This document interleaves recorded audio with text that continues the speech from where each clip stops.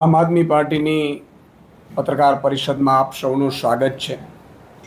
આજે ભાજપ દ્વારા એક મુહિમ ચલાવવામાં આવે છે જીએસટી અને સ્વદેશી, કે ભાઈ જીએસટીમાંથી બચત લઈને ઢોલ નગારા લઈને વેપારીઓ પાસેથી બધે પાસે જાય છે કે જુઓ જુઓ અમે જીએસટી ઘટાડ્યું તમારા માટે, તાળીઓ પાડો।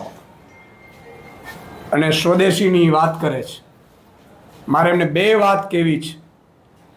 અડધી રાતે 2017માં રાત્રે 12 વાગે જીએસટી લાગુ કરવામાં આવ્યું હતું। જીએસટી લાગુ કરવામાં આવ્યું ત્યારે અધધ જીએસટી મૂક્યું હતું, એ સાબિત થઈ ગયું। ભાજપ વાળા ખુદ કહે છે, અત્યારે એવું કહે છે કે ભાઈ જીએસટી નો ભાવ ઘટાડીને 8 વર્ષ લૂંટ ચલાવીને 8 વર્ષ આખા ગામને લૂંટ્યા, એક એક ગરીબને લૂંટ્યા જીએસટીમાં। અને શું કીધું હતું? વન ટેક્સ વન નેશન, એટલે કે ભાઈ એક નેશનમાં, એક રાષ્ટ્રમાં એક જ ટેક્સ હોવું જોઈએ ને। ડીઝલ ને પેટ્રોલ બહાર કરી દીધા, કારણ કે જો જીએસટીમાં ડીઝલ પેટ્રોલ રાખવામાં આવે તો પ્રજાને અધધ ફાયદો થાય, એક એક લીટરે 15 રૂપિયા ફાયદો થાય। એટલે એક જે ડ્રામા છે ને મારે ખુલ્લું પાડવું છે ભાજપના, અને પ્રજાને મારે કહેવું છે કે ભાજપ આના ઢોલ નગારા લઈને જીએસટી કે સ્વદેશી માટે આવે છે તો એકવાર એને બે સવાલો પૂછજો। તમે તમારા મારા ગાલ ઉપર તમાચો મારે છે વારંવાર, અને વારંવાર પાછું તમાચો મારીને પછી આપણે તે ઉજવણીઓ કરવામાં આવે છે। તમે જુઓ 8 વર્ષમાં 127 લાખ કરોડ રૂપિયો જીએસટી ઉઘરાવ્યો છે, અધધ જીએસટી ઉઘરાવ્યો છે। અને જીએસટી કોની પાસેથી ઉઘરાવ્યું છે બહુ સમજવાની જરૂર છે। આજે હું આંકડા સાથે આવ્યો છું। જીએસટી ટેક્સના માધ્યમથી 64% એટલે કે 80 લાખ કરોડ ટેક્સ માત્ર ગરીબો પાસેથી ઉઘરાવ્યું છે ભાજપે। કેટલા? કોની પાસેથી? માત્ર ગરીબો પાસેથી 80 લાખ કરોડ રૂપિયા ટેક્સ ઉઘરાવ્યું છે। અને એનાથી મોટી વાત, અમીરો પાસેથી માત્ર 3% ટેક્સ એટલે કે 4 લાખ કરોડ રૂપિયા જ માત્ર ઉઘરાવવામાં આવ્યા છે। 127 લાખ કરોડમાંથી માત્ર ને માત્ર 4 લાખ કરોડ રૂપિયા ટેક્સ અમીરો પાસેથી, 3% અમીરો પાસેથી ઉઘરાવવામાં આવ્યું છે। અને સૌથી વધુ ઇન્કમ જુઓ તમે અમીરો ભરે છે। હવે એનાય પણ સ્લેબમાં તમે જ્યારે જોવા જશો, હું 5 વર્ષનો નહીં પણ છેલ્લા 24-25 નો સ્લેબ આપને બતાવું કે જે ગરીબોએ, જે સામાન્ય જનતાએ જે જીએસટી ચૂકવ્યો છે એ ચૂકવ્યો છે 24-25માં 22,88,000 કરોડ રૂપિયા। તમે જુઓ, પર્સનલ એટલે ઇન્કમ ટેક્સથી આવ્યું છે એ 12,90,000 ની આસપાસ, અને કોર્પોરેટ ટેક્સ 12,40,000। એટલે કે આ બધું મળે ત્યાં સુધી અમીરોને ગરીબોને લૂંટવા જાય છે। આજે દુઃખ સાથે મારે કહેવું પડે છે કે ભાઈ શ્રી નરેન્દ્રભાઈ એવું કહ્યું, ભાજપના નેતાઓએ પણ, કે સ્વદેશી અપનાવો, બધું સ્વદેશી અપનાવો। ઓગસ્ટમાં પીએમ મોદી સાહેબ ગુજરાતના પ્રવાસે આવેલા ત્યારે નિકોલની સભા પતાવીને વિદેશી ગાડીમાં સુઝુકીના પ્લાન્ટમાં એક્સપાન્ડ કરવા માટે ગયા હતા। કોના પ્લાન? સુઝુકીનો પ્લાન। ત્યાં વિદેશી લોકો હાજર હતા, અને આ પ્લાન્ટમાંથી જે ડફો થયો એ વિદેશી કંપનીઓને પહોંચવાનું છે। સુઝુકી કોનું છે? વિદેશીનું છે। તમે જુઓ, કપાસ સ્વદેશની વાત કરે છે, કપાસ વિદેશમાંથી આયાત કરે છે, ઇમ્પોર્ટ ડ્યુટી 0 કરે છે, અને ખેડૂતોને કપાસના નામે આખા બરબાદ કરી દીધા। એનાથી મોટી વાત, સ્વિટ્ઝરલેન્ડની ઘડિયાળ પહેરવાની, જર્મનીની પેન રાખવાની, જર્મનીની કારમાં ફરવાનું, અમેરિકાનો ફોન વાપરવાનું, વિદેશી વિમાન અને વિદેશી સૂટ બૂટ, અને પ્રજાને એમ કહેવાનું તમે બધા સ્વદેશી અપનાવો। યાદ કરો લાલ બહાદુર શાસ્ત્રીને, આપણા પ્રધાનમંત્રી, જેને આજે ક્યારેય આપણે ભૂલી ન શકીએ। જ્યારે એમણે નક્કી કર્યું કે મારે મારા દેશવાસીઓને, કારણ કે ઘઉંની બહુ આયાતો કરવી પડતી હતી, અનાજની, એણે નક્કી કર્યું હતું ત્યારે કે આયાત અનાજ ઓછું કરીએ તો એમના પત્નીશ્રીને લાલ બહાદુર શાસ્ત્રીજીએ એવું કહ્યું, શું આપણે એક દિવસ ઉપવાસ કરી શકીએ? તો કે કેમ? કે મારે પ્રજાને અપીલ કરવી છે કે પ્રજા એક દિવસ ઉપવાસ કરે તો આપણે અનાજનો જે બહારથી જથ્થો મંગાવવો પડે છે, ન મંગાવવો પડે। ત્યારે એમણે હા પાડી। લાલ બહાદુર શાસ્ત્રીએ પહેલી વખત એણે પોતે ઉપવાસ કર્યા, અને પછી પ્રજાને કીધું, ને પ્રજા આખો દેશ એનો માન્યું હતું, ઉપવાસ કર્યું હતું। શું કામ? કે મારા પ્રધાનમંત્રીએ પહેલો ઉપવાસ કર્યો। આજે આપણે શું છે? ભાજપના નેતાઓ મોંઘી કાર વિદેશી કારોમાં ફરે, વિદેશી કપડાઓમાં બ્રાન્ડોમાં ફરે, વિદેશી કંપનીઓને અહીંયા લાવે, વિદેશી કંપનીઓ માટે લાલ જાદીમાં પાથરે, અને પછી પ્રજાને એમ કે તમારે સ્વદેશી જ અપનાવવું. પોતાના દીકરા વિદેશમાં પડે, અહીંયા સ્વદેશમાં સ્કૂલના ઠેકાણા ન હોય. મારું કહેવાનું એ છે કે ભાજપના નેતાઓને હાથ જોડીને વિનંતી કરવી છે કે આ જીએસટી વાળું નાટક હવે બંધ કરો. તમારે જીએસટી જો ઓછું કરવાનું જ હતું તો 8 વર્ષમાં તમે લૂંટ ચલાવી છે એ પણ પાછું આપો. અને એ પણ જો જોવા જઈએ મિત્રો તો અત્યારે જે જીએસટી ઘટાડ્યું છે એ અંદાજે લગભગ 48,000 કરોડની આસપાસનો આપણે ફાયદો થાય છે. 48,000 કરોડની. હવે તમે જુઓ જીએસટીની જે કુલ આવક છે એમાંથી 48,000 કરોડ રૂપિયાનો કાઢો એટલે આપણા જે ટોટલ બજેટ કહીએ એમાં 157 રૂપિયા જેટલો મહિનાનો જનતાને ફાયદો થયો છે. માત્ર 157. અને 157 રૂપિયામાં આ લોકો હજારો કરોડોનો ઢોલ નગારા પીટીને એડવર્ટાઇઝ કરશે આપણા પાસે. એ ધુમાડો આપણો કરશે. બીજી વાત કે સ્વદેશીને લઈને કે જીએસટીને લઈને જ્યાં પણ ભાજપના નેતાઓ આવે, મારી પ્રજાને હાથ જોડીને વિનંતી છે કે તમે બોલો, તમે સવાલ કરો, તમે એમને પગે પડીને કહો કે 8 વર્ષમાં જે લૂંટ્યું છે એ પરત આપો. આ મુદ્દો મારે આપની સમક્ષ મૂકવો છે. બીજો મુદ્દો મારે ટોટલ અમારી જનસભાને લઈને છે. આમ આદમી પાર્ટીએ ગુજરાત જોડો અભિયાન શરૂ કર્યું છે. આપને ખબર હશે ગુજરાત જોડો અભિયાનમાં અમે 2000 સભાઓનો ટાર્ગેટ કર્યું છે. એમાંથી અત્યાર સુધી 2 મહિનામાં અમે 1000 સભાઓ કરી છે, જેમાં અમારા 100 જેટલા લીડરો વિવિધ જિલ્લા તાલુકાઓમાં જિલ્લા પંચાયત સીટવાઇઝ અને શહેરોની સીટમાં સભાઓ કરી છે. અને આ સભાઓમાં આખી જનતા ગુજરાતની જાણે જોડાઈ રહી હોય. આ 1000 સભાઓમાં 25,000થી વધુ લોકો, સામાજિક આગેવાનો, ભાજપ કોંગ્રેસના તાલુકા જિલ્લા કે વોર્ડના હોદ્દેદારો આ જોડાયા છે. અને આગામી દશેરા પછી નેક્સ્ટ પ્લાન અમારું છે બીજી 1000 સભાઓનું. આગામી દશેરા પછી ફરીથી એ સભાઓ શરૂ કરવામાં આવશે. 1000 સભાઓ કરવાની છે. તાલુકા લેવલે પણ અમે અત્યારે જિલ્લા લેવલે અમારું કેમ્પેનિંગ ગુજરાત જોડો મેમ્બરશિપનું ચાલુ હતું. હવે તાલુકા લેવલ પણ અમે 3 તારીખથી શરૂ કરવા જઈ રહ્યા છીએ. અત્યાર સુધી અમારે ડોર ટુ ડોર મેમ્બરશિપમાં 8 લાખ ઘરોમાં અમારી ટીમો છે એ મેમ્બરશિપ માટે ગઈ છે. અને એમાંથી 4 લાખ લોકોએ આમ આદમી પાર્ટીની સદસ્યતા જોઈન્ટ કરી છે.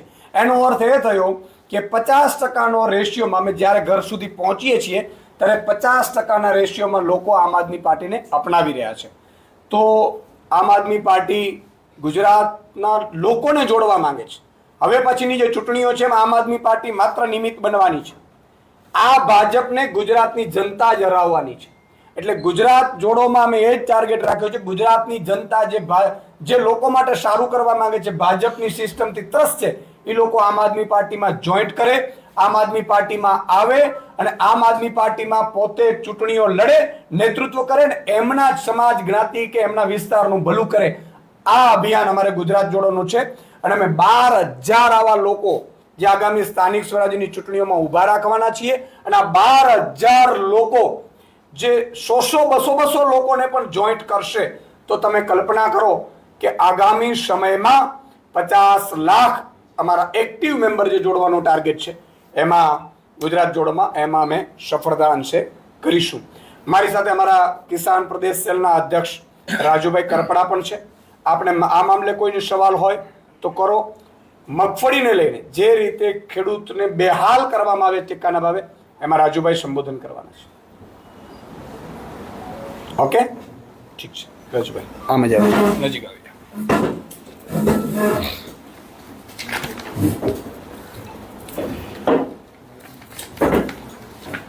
બે પ્રશ્નો થશે.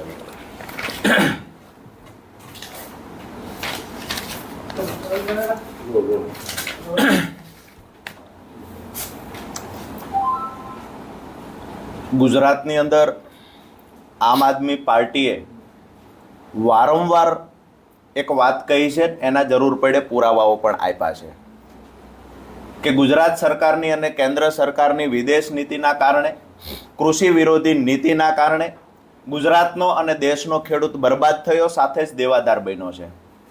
એનું ઉત્તમ ઉદાહરણ આપી શકાય તો આ વર્ષે ખરીફ સિઝનની અંદર જ્યારે કપાસની ખેડૂતોએ બજારમાં કપાસ લઈને આવવાની તૈયારી હતી, એ જ સમયે ખેડૂતનો કપાસ બજારમાં આવ્યા પહેલા કેન્દ્ર સરકારે એક નિર્ણય લીધો, તમામ પ્રકારના ટેક્સ નાબૂદ કર્યા અને બહારથી કપાસની આયાત પર તમામ પ્રકારની છૂટછાટ આપી દેવામાં આવી. મતલબ સાફ છે કે વિકસિત દેશના ખેડૂતોની કોમ્પિટિશન આ ગુજરાતનો ખેડૂત કે ભારતનો ખેડૂત ન કરી શકે. ક્યાંક ને ક્યાંક ઉત્પાદનો ખૂબ ઓછા છે, ક્યાંક ને ક્યાંક ઉત્પાદન ખર્ચ વધારે છે, જેના કારણે અહીંના ખેડૂતોનો કપાસ બજારમાં આવ્યા પહેલા જે જરૂરિયાત હતી, જે સ્પિનિંગ મિલવાળાને જરૂર હતી, જે વેપારીઓને જરૂર હતી, જે સ્ટોક કરનાર લોકોને જરૂર હતી, આ તમામ લોકોએ બહારથી કપાસની આયાત કરી લીધી, જેના કારણે આજે ગુજરાતના ખેડૂતનો કપાસ બજારમાં રજળી પડ્યો છે. આજે ગુજરાતના ખેડૂતના કપાસનો 900 થી 1000 રૂપિયા પર મણ ભાવ માંડ માંડ કરીને મળે છે. ક્યાંક ને ક્યાંક એમાં હું એવું માનું છું, આમ આદમી પાર્ટી માને છે, ખેડૂતો માને છે કે સરકારની જે બહારથી કપાસ આયાત કરવાની નીતિ જવાબદાર છે.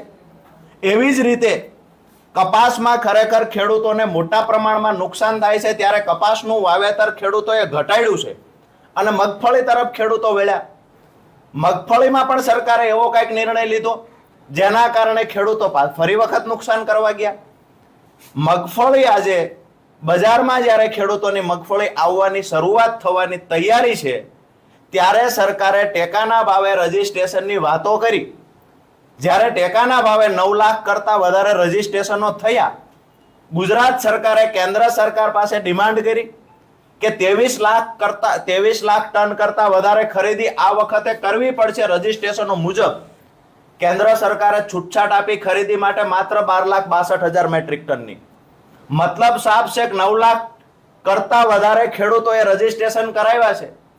સરકારે જે ખરીદીના જથ્થોને એક નક્કી કરવામાં આવ્યો જથ્થો, એ પ્રમાણે માંડ 70 થી 75 મણ એક ખેડૂતની ખરીદી થશે.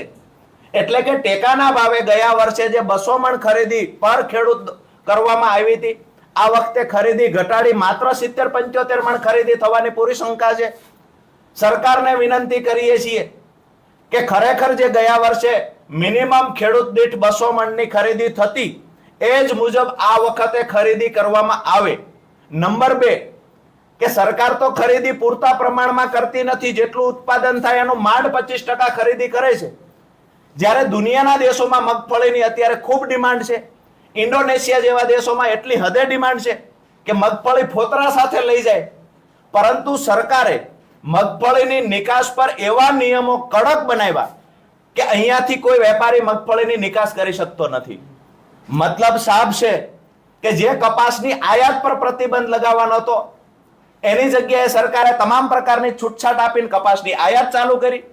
જ્યારે મગફળીની નિકાસ પર છૂટછાટ આપવાની હતી, દુનિયાના દેશોમાં મગફળીની ડિમાન્ડ છે, ત્યારે સરકારે ટેકાના ભાવે ખરીદીમાં તો નવટંકી કરી, પૂરતા પ્રમાણમાં ખરીદી નહીં કરે, પરંતુ દુનિયાના દેશોમાં ગુજરાતનો ખેડૂત મગફળી ન વેચી શકે એના માટેનું પણ એક ષડયંત્ર થયું અને ક્યાંક ને ક્યાંક નિયમો કડક બનાવી અને અહીંના ખેડૂતોની મગફળી કપાસની માફક રજળાવવાનું કામ પણ આ સરકારે કર્યું છે. ત્યારે અમારી સરકારને નમ્ર વિનંતી છે કે તમારી વિદેશ નીતિમાં ખોટ છે, જેના કારણે ક્યાંક ને ક્યાંક દેશનો ખેડૂત બરબાદ થઈ રહ્યો છે. ફરી વખત વિચારણા કરવામાં આવે અને દુનિયાનું માર્કેટ મગફળી માટે ખુલ્લું મૂકવામાં આવે. મગફળીની જે નિકાસ થાય છે એના પર તમામ પ્રકારની છૂટછાટો આપવામાં આવે અને દુનિયાના દેશો જ્યારે ગુજરાતની મગફળી ખરીદવા માટે ઉત્સુક છે, ત્યારે એ દુનિયાના દેશના વેપારીઓને છૂટછાટ આપી અને અહીંની મગફળી ખરીદી જાય. આ એક પ્રયત્ન સરકાર તરફથી પણ કરવામાં આવે. નંબર 2 કે જે ખરેખર અત્યારે આવતા વર્ષથી જે નવા નિયમો સરકાર લાગુ કરી રહી છે, જેમાં એફપીઓ ને સરકાર આજ દિવસ સુધી પ્રમોટ કરતી. એફપીઓ એક એવી સંસ્થાઓ છે કે જેને સહકારી ક્ષેત્રે સરકારે ખૂબ જ સબસિડી આપવાની વાતો કરી. મંડળીઓ પર આજ દિવસ સુધી આક્ષેપો લાગ્યા છે ભ્રષ્ટાચારના, એફપીઓ પર કોઈ પ્રકારના આક્ષેપ લાગ્યા નથી. ત્યારે મંડળીઓને પ્રમોટ કરી એફપીઓ બંધ કરવાની જે સરકાર દ્વારા વાતો થઈ રહી છે, તો અમે માનીએ છીએ કે સરકારે એમાં પણ ફેરવિચારણા કરવી જોઈએ. એફપીઓને ખરેખર પ્રમોટ કરવા જોઈએ. એફપીઓ પાસેથી ખરીદીના સેન્ટરો ઝૂંટવી લઈ અને ક્યાંક ને ક્યાંક મંડળીઓને આપવાનું કામ જે થઈ રહ્યું છે, એમાં પણ ક્યાંક ને ક્યાંક અમુક ભાજપના નેતાઓના મળતિયાઓની મંડળીઓ છે જેને સાચવવાના સરકાર દ્વારા પ્રયત્ન થઈ રહ્યા છે. તો મીડિયાના માધ્યમથી સરકાર સુધી એ વાત પહોંચાડીશું કે કપાસ અને મગફળીમાં જે ખેડૂતો બરબાદ થયા છે એમાં ફેરવિચારણા કરવામાં આવે, પર ખેડૂતે 200 મણની ખરીદી કરવામાં આવે અને 12,62,000 મેટ્રિક ટનની જે છૂટછાટ આપી છે એની જગ્યાએ 25 લાખ મેટ્રિક ટનની કેન્દ્ર સરકાર છૂટછાટ આપે. ખેડૂતભાઈ, રાજુભાઈ, થોડાક સમય પહેલા એક ખેડૂત સંમેલનનું આયોજન આમ આદમી પાર્ટી તરફથી કરવામાં આવ્યું હતું, પણ વરસાદના કારણે સંમેલન થઈ શક્યું નહોતું. તો હવે કપાસનો તો એ મુદ્દો હતો ને હવે મગફળીનો મુદ્દો આવ્યો છે. તો આગામી સમયમાં કઈ રીતની રણનીતિ છે સરકાર સામે? અમારું પ્રદેશ નેતૃત્વ અને રાષ્ટ્રીય નેતૃત્વ નક્કી કરશે, પણ મુદ્દાની વાત એ છે કે કપાસની જ્યારે સરકારે નિર્ણય લીધો, કપાસ બજારમાં નહોતો આવ્યો, ત્યારે આમ આદમી પાર્ટીએ કહ્યું હતું કે આ વખતે સરકારના કૃષિ વિરોધી નીતિના કારણે, નિયમોના કારણે, ક્યાંક ને ક્યાંક સરકારે જે નિર્ણય લીધો છે એના કારણે ગુજરાતના ખેડૂતને કપાસનો ભાવ પૂરતો નહીં મળે. આની આગોતરી તૈયારી કરી હતી, પણ વરસાદના કારણે એ વખતે સભા થઈ શકી નથી. પરંતુ મગફળીના મુદ્દે પણ આમ આદમી પાર્ટી રોડથી લઈ અને જરૂર પડશે તો ગાંધીનગર સુધીનો જે કાંઈ આંદોલનો કરવાના થશે આમ આદમી પાર્ટી મજબૂતાઈથી કરશે. સીધી વાત એ છે કે 9 લાખ કરતાં વધારે ખેડૂતોનું રજીસ્ટ્રેશન થયું છે. એ ખેડૂતો સાથે અન્યાય ન થાય, એક વિપક્ષમાં હોવાના નાતે અમારી નૈતિક જવાબદારી બને છે, જવાબદારી નિભાવશું.